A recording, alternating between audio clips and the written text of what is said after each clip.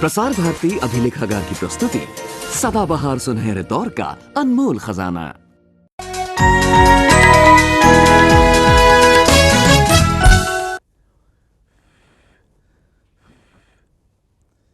मेरा इंस्ट्रूमेंट तैयार हो गया है। इससे मैं हवा की डायरेक्शन और स्पीड चेक कर सकता हूं। मैं हूं आपका दोस्त क्रिस्टोफर दारूवाला। ये घूमते हुए कितना अच्छा लग रहा था। आइडिया, अगर मैं इसके साथ डायनमो अटैच करूं तो मैं इलेक्ट्रिसिटी प्रोड्यूस कर सकता हूं और हवा तो फ्री है। पर तेज हवा कहां मिलेगी? ऊंचे पहाड़ पे, या बिल्डिंग के ऊपर, या डेजर्ट में, या ओशंस के पास? अरे, ओशन से मुझे याद आया कि दीपिका और शिवम एक ओशंस रिलेटेड प्रोजेक्ट कर रहे हैं। चलो उन्हें देखते हैं। देखो मुझे कितनी ढेर सारी इंफॉर्मेशन मिली है। I also collected these articles. काफी हैं ये। शिवम, तुम्हें पता है पहले हम हर हफ्ते घूमने के लिए बीच में जाया करते थे, लेकिन सुनामी के बाद से मुंबई में तो रहते हैं लेकिन बीच में जाना अवॉइड करते हैं। पर डरने से क्या फायदा? वैसे तुमने कभी सोचा है कि हमें समुंदर के बारे में कितना कम पता है? सही कह रही हो। तो क्यों ना सुनामी पर प्रोजेक्ट बनाते बनाते समुंदर को भी जान ले, उसे एक्सप्लोर कर ले। समुंदर को जानेंगे तो उसका डर भी निकल जाएगा। हमारी पृथ्वी है ब्लू प्लैनेट, नीला ग्रह। नीला इसलिए क्योंकि पृथ्वी का 71% हिस्सा ढका है पानी से। पानी जो समुंदरों में है, नदियों, झीलों और तालाबों में भी। लेकिन पृथ्वी के पूरे पानी का 97% हिस्सा है समुंदरों में। समुंदर जो एक दूसरे में बहते हुए एक हो जाते हैं और मिलकर बनाते हैं हमारा हाइड्रोस्फीयर, एक ऐसा इकोसिस्टम जो पृथ्वी और उस पर जीवन को बनाए रखता है। सच बताऊं, मुझे तो पता ही नहीं था कि सारे समुंदर एक दूसरे से जुड़े हैं। मुझे तो लगता था कि नदियां जाकर समुंदर में मिल जाती हैं, पर हाइड्रोस्फीयर एक है ये पता था। क्या आपकी लाइफ में भी ऐसा ही होता है? टेक्स्ट बुक में पढ़ी चीज को आप रियल लाइफ में अप्लाई नहीं कर पाते? इसीलिए तो साइंस की इस दुनिया में हमें इतना मजा आता है, मानते हैं ना? वैसे समुंदर के नाम से मुझे सिर्फ दो बातें याद आती है। पहली नमक यानी सॉल्ट और दूसरी गहराई यानी डेप्थ। पर क्या आप जानते हैं पहले ये समुंदर थे ही नहीं? यानी हम ब्लू प्लैनेट नहीं थे और हमारी पृथ्वी थी एक तपता हुआ आग का गोला। करोड़ों साल पहले हमारी पृथ्वी पर समुंदर नहीं थे, पानी नहीं था। हमारी पृथ्वी की सतह तब इतनी गर्म थी कि उस पर पानी रुक ही नहीं सकता था, भाप बन के उड़ जाता था। फिर पृथ्वी के अंदर उबल रहे ज्वालामुखी फूटे, उनसे निकलती भाप वातावरण में मिलने लगी। एक तरफ पृथ्वी की गर्मी कम पड़ने लगी और दूसरी तरफ बने बादल और बारिश होने लगी। हजारों वर्षों तक पानी बरसा और बरसता ही गया। जमीन ठंडी पड़ती गई और धीरे धीरे उसके गड्ढों में पानी भरने लगा। हमारे समुंदर बन गए। इमेजिन कर लीजिए कि कितना पानी बरसा होगा, इतना कि हमारे समंदरों में आज पानी ही पानी है। एक बात बताओ, पहले समुंदर थे ही नहीं, फिर बारिश होती गई। हाँ बाबा, बारिश हो गई, समुंदर भी बन गए। अब आगे बताओ। जल्दी मत करो और सोचो, क्या पहले भी समुंदर नमकीन थे? भैया मैं थोड़ी ना था तब जो नमक में एक हीरा लगा के खा लूं। शिवम, तुम भी ना, सीरियसली सोचो। सोच लिया। क्या? मुझे नहीं पता। क्या? मुझे नहीं पता तुम्हारी ये क्यों और कैसे। क्यों और कैसे मतलब हमारी अपनी केटू।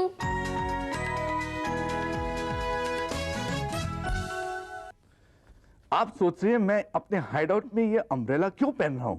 It's because I am preparing my self for a snowfall.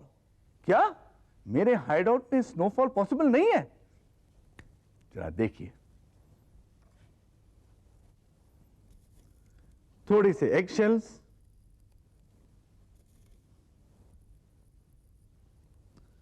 और कुकिंग ऑयल।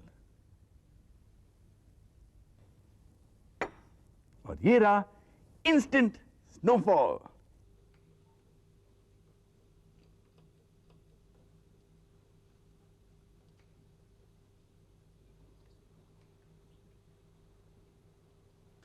काश मेरे पूरे हाइड आउट में होता। लेते हैं एक छोटा सा ब्रेक।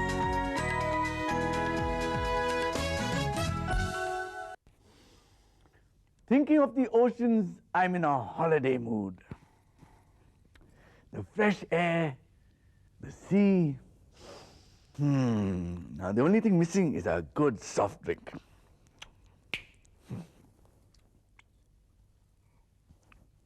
अरे ये तो सादा पानी है।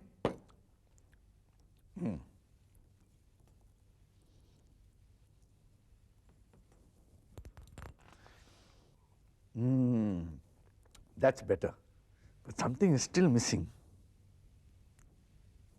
Namak.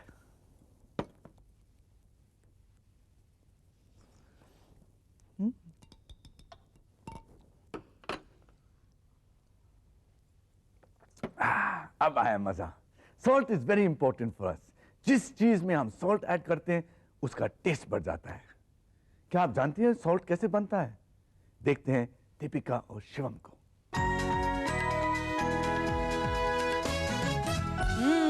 The fascinating world of chemicals. What do we have here? Hello K two. Hi. अरे ये आप क्या कर रही हैं? करने जा रही थी एक केमिकल एक्सपेरिमेंट। तुम लोग किस लिए आए यहाँ पे? क्या पूछना है आज? केटू, समुंदर का पानी नमकीन है। हाँ। समुंदर का पानी नमकीन था? हाँ।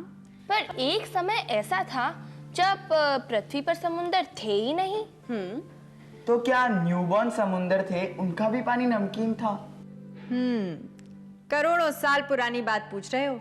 एक ऐसा समय जब ना तुम थे, ना मैं, ना डायनासोर, ना एल्गी, कोई भी लाइफ फॉर्म नहीं था पृथ्वी पर। आपकी बातों से लग रहा है कि समुंदर तब खारा नहीं था। खारा तो था, लेकिन इतना नहीं जितना अब है। ये कैसे हो सकता है? खुद देख लो। समुंदर में घुले सारे सॉल्ट्स को अगर सुखा लिया जाए तो पृथ्वी के 5 महाद्वीप 5-5 फीट नमक के नीचे दब जाएंगे। लेकिन ये नमक समुंदर में आए कैसे? माना जाता है कि ज्वालामुखियों के फटने से जो गैसेस निकली वो समुंदर के पानी में घुल गईं। इन गैसों ने नए नए जन्मे समुंदर मतलब न्यूबॉर्न ओशंस को उनका खारापन दिया। और अब समुंदरों को खारापन मिलता है पृथ्वी की धुलाई से। नदियों का पानी अपने साथ बहुत से मिनरल्स और सॉल्ट्स को बहा ले जाता है समुंदर तक। पृथ्वी पर कुछ भी खत्म हो जाए पर सोडियम क्लोराइड कभी खत्म नहीं होगा। दीपिका, तुम्हें क्या लगता है? तुम्हारे लिए समुद्र में नमक मतलब क्या? क्या केटू, मैं बुद्धू थोड़ी ना हूँ। सबके लिए सॉल्ट मतलब सोडियम क्लोराइड NaCl ही है। और शिवम, तुम बताओ, ये मैं क्या कर रही हूँ? कोई एक्सपेरिमेंट कर रहे हो, इस सॉल्ट को इस केमिकल में डाल रहे हो। हाँ, पर ये सॉल्ट कौन सा है वो मुझे नहीं पता। क्या क्या क्या क्या डाला मैंने? किसका नाम नहीं पता तुम्हें? सॉल्ट का? ओके, मैं समझ गया। सॉल्ट मतलब सिर्फ सोडियम क्लोराइड नहीं होता, सॉल्ट कई तरह के होते हैं। पर समुद्र में तो सिर्फ NaCl ही नहीं, और भी बहुत सारे सॉल्ट्स होते हैं, लेकिन मैं नहीं बताऊंगी। तुम लोग खुद पता करो। तुम लोगों के लिए समुद्र का पानी मैंने तैयार रखा है। अब जाओ और खुद ढूंढो और समझो। केतु के सवाल से मैं भी लहरा गया, पर मेरे दिमाग में भी एक सवाल घूम रहा है। शैडोज हमेशा हमें ब्लैक क्यों दिखती है, कलर्ड क्यों नहीं? मैं बनाऊंगा coloured shadows. Red light, green light, flash करो एक ही पॉइंट पे। वाह, कलर्ड शैडोज। लेते हैं एक छोटा सा ब्रेक।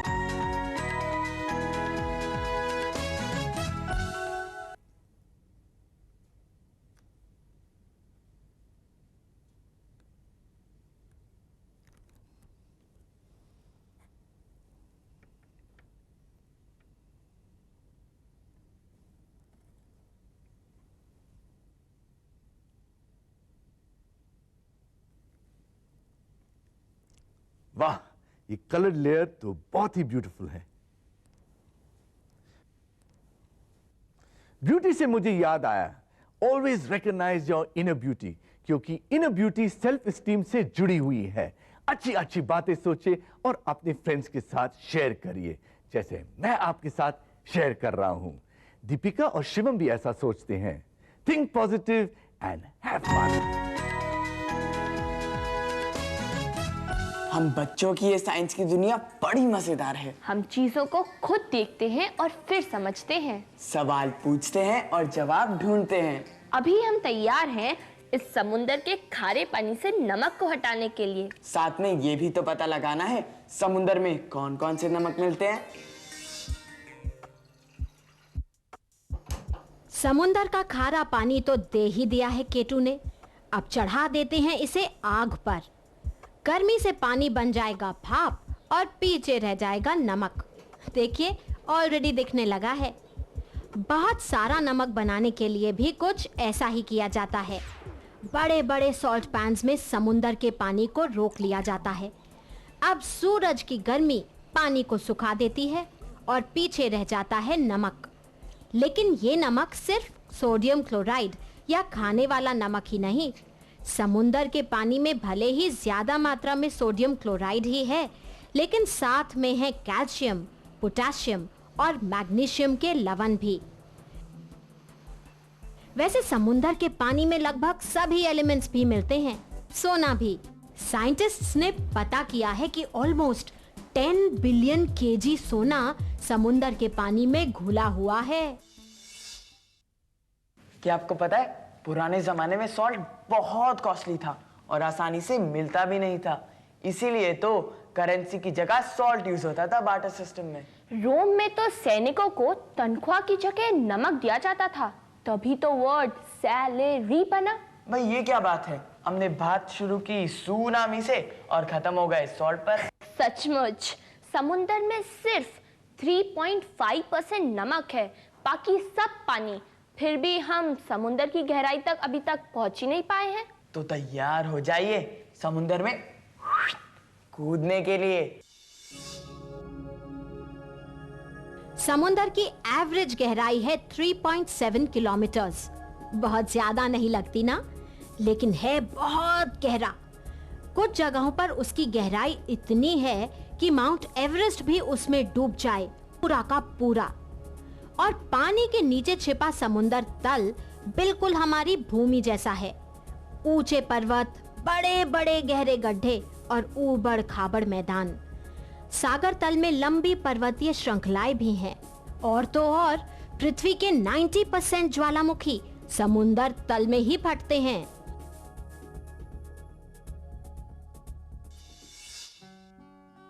पानी के नीचे वल्केनो यानी ज्वालामुखी के फटने से सुनामी आ सकती है ना? हाँ, एक रीजन वोल्केनोस है, लेकिन दूसरा है अर्थक्वेक या भूकंप। हाल ही में जो डिजास्टर हुआ है उसका कारण भी एक बहुत बड़ा भूकंप है। पर क्या आपको एक बात समझ में आई कि जब भूकंप जमीन पर आता है तो वो अपने केंद्र मतलब एपीसेंटर में ज्यादा डिस्ट्रक्शन करता है, पर जब वो पानी में आता है तो दूर दूर तक डिस्ट्रक्शन करता है। इस टॉपिक पर तो बहुत सारी डिटेल्स थी पेपर में, पर मैंने ध्यान नहीं दिया। क्या ध्यान नहीं दिया? क्या समझ में नहीं आया? बोलो भाई। दीदी, आज आप किसकी पिटाई करने आई हैं? तुम्हारी। पूछो पूछो, क्या पूछ रहे थे? हम ये सोच रहे थे कि समुंदर में आया भूकंप अपने एपिसेंटर से इतनी दूर तक कैसे डिस्ट्रक्शन कर पाता है। ओह, सुनामी के बारे में बात कर रहे थे। मुझे पता था। देखो मैं क्या लाई हूँ, बलून्स। अभी समझ में आ जाएगा। दीपिका फुलाओ इसको, अभी समझ में आ जाएगा। केटू, ये लीजिए। Yes, good. अभी इसको इस पर अटैच कर देते हैं। लाइक ओ तो आप क्या कर रही हैं? देखो तो खुद समझना। इसको पानी में डालते हैं और देखते हैं क्या होगा। धीरे से डाल दो, छोड़ दो। हाँ, अभी पानी को स्टिल होने देते हैं। अभी वो डंडा उठाओ। ये पहले स्टिल होने दो पानी को और इसको फोड़ो और फिर देखो क्या होता है।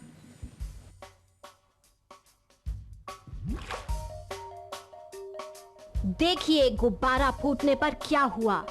एक बार फिर देखें और इस बार स्लो मोशन में। अब इमेजिन करें कि गुब्बारा समुंदर के अंदर की जमीन है। जमीन हिलती है तो आता है भूकंप।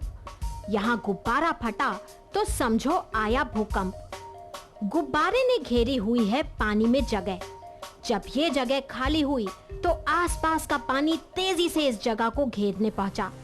ये पानी एक दूसरे से टकराया और बहुत सारा बल या फोर्स पैदा हुआ। पानी एक डोम की तरह ऊपर उठा, फिर नीचे गिरा और भी अधिक बल के साथ। पानी की लहरें चारों तरफ फैल गईं। जैसे जैसे ये लहरें दूर जाती हैं, एपिसेंटर से दूर, उनकी ऊंचाई और भी बढ़ती जाती है। तो अब समझ में आया कि सुनामी की लहरें किनारे तक पहुंचते पहुंचते इतनी ताकतवर कैसे हो जाती हैं। तो अब समुंदर किनारे बैठे हैं तो एक सवाल और पूछ लेती हूँ। पूछिए। हम बिल्कुल तैयार हैं। ओके, तो ध्यान से सुनो। समुंदर किनारे लहर बने, पर लहर बने तो कैसे? क्या पानी में लहर चले या पानी वहीं पर ठहरे? क्या केटू, आपके सवाल ने तो मुझे लहरा ही दिया। मैं तो पूरी तरह से कंफ्यूज हो गई हूँ। अरे बाबा, इतने कंफ्यूज होने की जरूरत नहीं है। ऐसा करो, यहाँ पानी की सरफेस पे फूंक मारो धीरे से। चलो। ऐसे? पानी पर फूंक मारते हैं तो पानी हिलने लगता है। छोटी छोटी लहरें बनती हैं, मानो पानी पर पेंट ब्रश चला दिया हो। बिल्कुल ऐसा ही होता है समुंदर के ऊपर हवा के बहने से। सरफेस करंट्स बनते हैं, सतह की धाराएं। लेकिन सागर का पानी सिर्फ सतह पर नहीं चलता, वो तो अलग अलग गहराई पर, अलग अलग गति से, अलग अलग दिशा में हमेशा चलता रहता है। अब पानी पर डालते हैं थोड़ा पाउडर। देखिए करंट्स की दिशा, वो कैसे घूम गया है। महासागरों का पानी बिल्कुल ऐसे ही चलता है। पृथ्वी की स्पिन या चक्कर, पानी का घनत्व और तापमान में अंतर तय करते हैं कि करंट्स किस तरह चलते हैं। ओशन करंट्स बहुत जरूरी हैं। ये पृथ्वी पर मौसम, हवा में ऑक्सीजन और तापमान को भी बनाए रखते हैं। वैसे पानी की लहरें आगे नहीं बढ़ती, वो तो सिर्फ ऊपर और नीचे होती हैं। खुद वहीं रहती हैं और ऊर्जा को आगे बढ़ा देती हैं लहर की तरह। सबूत आप खुद देख सकते हैं। कभी ध्यान दें कि पानी में तैरता हुआ बॉय एक ही जगह पर कैसे ऊपर नीचे करता है, लहर के साथ आगे नहीं बढ़ता।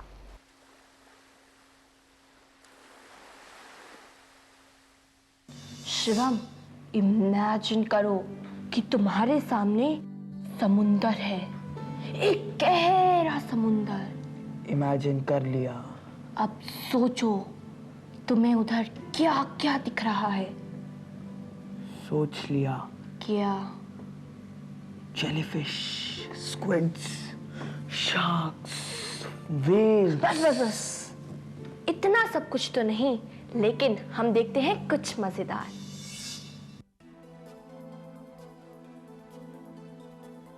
समुंदर के अंदर का एक अजूबा, सी हॉर्स या हिप्पोकैम्पस। इस मछली का नाम घोड़ा क्यों? इसके लिए कोई एक्सप्लेनेशन जरूरी नहीं। सी हॉर्सेस बहुत ही धीरे धीरे तैरते हैं और एक जगह रुकते हैं अपनी दुम से समुद्री घास वगैरह पकड़कर। सी हॉर्सेस अजब हैं। यहाँ मम्मी नहीं, पापा सी हॉर्स बच्चों को बड़ा करते हैं। सी हॉर्सेस के दांत भी नहीं और पेट भी नहीं, लेकिन सबसे मजेदार हैं उनकी आंखें। वो हमारी आंखों जैसे नहीं, बल्कि एक ही समय दो अलग अलग दिशाओं में भी देख सकती हैं। सागर के अंदर ही हैं टर्टल्स। देखने में नहीं लगते, पर हैं सांपों और छिपकलियों के रिश्तेदार, मतलब रेप्टाइल्स। रहते समुंदर में हैं, लेकिन पानी में सांस नहीं ले सकते। हर कुछ मिनट बाद इन्हें ऊपर आना पड़ता है। वैसे आराम के समय घंटे भर भी पानी के अंदर सांस रोक सकते हैं। टर्टल्स के भी दांत नहीं, लेकिन अपने मजबूत चोंच जैसे जबड़ों से आराम से खा सकते हैं। इनकी नजर पैनी है और सूंघने की ताकत अच्छी। इनके आगे के फ्लिपर्स पीछे के पैरों से बड़े हैं। इन्हें चलाकर ये तैरते हैं जैसे किसी नाव के चप्पू। आज हम ओशनोग्राफर्स के साथ कैसी रही आपकी समुद्री यात्रा? मजा आया। ये सी क्रिएचर भी बहुत ब्यूटीफुल होते हैं। मेरे दिमाग में सी से जुड़ा एक सवाल बहुत दिनों से घूम रहा है। क्या सी वाटर की बॉयंसी मीठे पानी की बॉयंसी से ज्यादा है? अगर ज्यादा है तो क्यों? ये तो केटू से पूछना पड़ेगा। पूछते हैं कि क्या समुद्र के खारे पानी की बॉयंसी मीठे पानी से ज्यादा होती है, और अगर हाँ तो क्यों? आपका जवाब तो अंडों के साथ। नमक का पानी बन गया समुंदर का खारा पानी और दूसरे ग्लास में है मीठा पानी। समुद्री पानी की डेंसिटी या घनत्व मीठे पानी से ज्यादा है। घनत्व ज्यादा मतलब उसकी बॉयंसी या ऊपरी उछाल भी ज्यादा। मिल गया आपको अपना जवाब। किटकिट, किटकिट, किटकिट तू कहाँ? किटकिट, तू चुपचाप मेरे फिश टैंक में आकर मेरी मछलियों को डरा रहा है। चल बाहर निकल। अब मैं जानता हूं तू अंदर क्यों घुसा, क्योंकि ये ग्राउंड वाटर है and you know very few frogs can tolerate salt water. मैं तुझे सॉल्ट वाटर में डाल दूंगा, तब तू बोलेगा। जब तक ये बोलेगा हम सुनते हैं हमारा पिट पिट क्या बोलता है। चल मेरे साथ।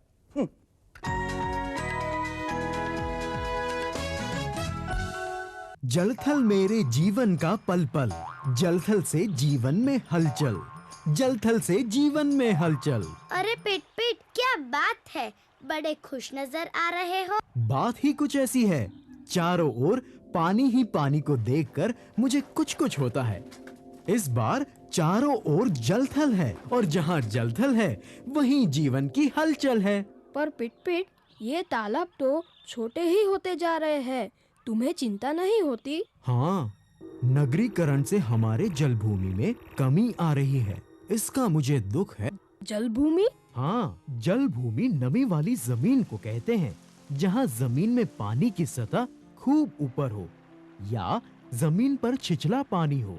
जल और थल के मिले जुले पर्यावरण और जैविक तंत्र वाली भूमि को जलभूमि अर्थात वेटलैंड कहते हैं। इससे क्या फायदे हैं? पर इससे जीवन की हलचल कैसे रहती है? ये नम जमीनें बहुत उपजाऊ होती है, प्राणियों के लिए चारागाह और प्रजनन स्थल या ब्रीडिंग ग्राउंड का काम देती है।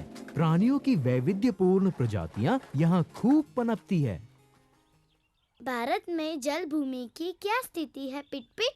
हमारे देश में 130 सेंटीमीटर वार्षिक वर्षा के कारण भौगोलिक और मौसमी वैविध्य वाले प्रदेश अब भी सुरक्षित हैं। भारत में हिमालय के उच्च प्रदेशों के सरोवर, बाढ़ वाले मैदानी प्रदेश जो नदियों के आसपास है, कुछ खारे और अल्पकालीन या टेम्पररी जल प्रदेश हैं। कहीं शुष्क और कहीं समशुष्क क्षेत्र हैं। सागर तटीय जल प्रदेशों में जल झील यानी लगून्स, नदियों के मुहाने, दलदले, भूंगों की चट्टानें आदि महत्वपूर्ण हैं। तो अब समझे, जल भूमि से जीवन में है हलचल।